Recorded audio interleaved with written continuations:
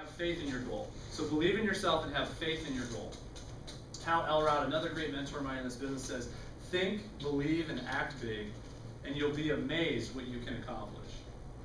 Think, believe, and act big, and you'll be amazed at what you can accomplish. One of my favorite quotes about this is, and believing in yourself and having faith in your goals, is by Jamie Clark, who summited Mount Everest and did some pretty amazing things.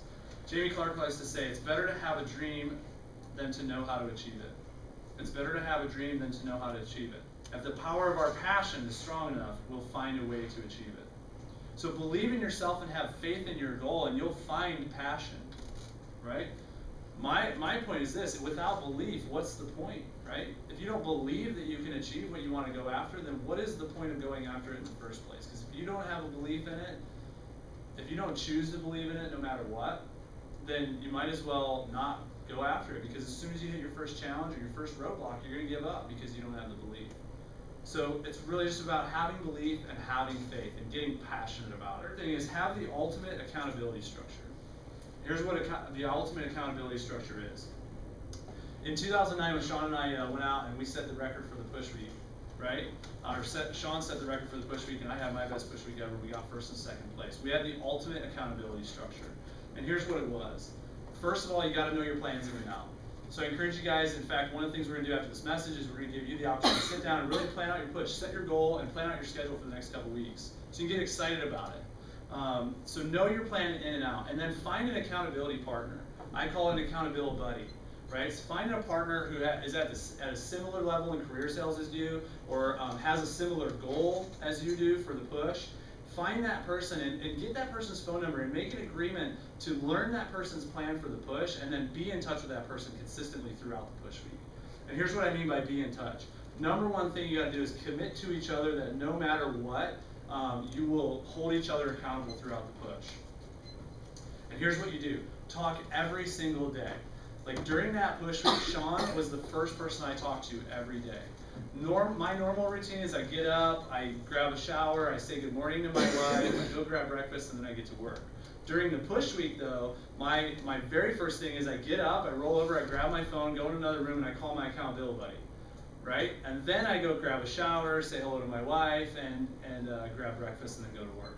Okay? So it's a little bit different with your accountability buddy. They should be the very first person that you talk to every single day, and you tell them about what your day is going to look like, right? And then you talk to them before and after every single appointment. Sean and I were completely in touch before and after every single appointment. Now, sometimes we didn't catch each other because maybe I was on an appointment right when he finished one, but we were always calling each other back and forth, sending text messages, and leaving voicemails for each other. Talking about how awesome it was or how horrible it was, either way, right? Or how average it was. But we were just sharing updates with each other every day, multiple times a day, throughout the day.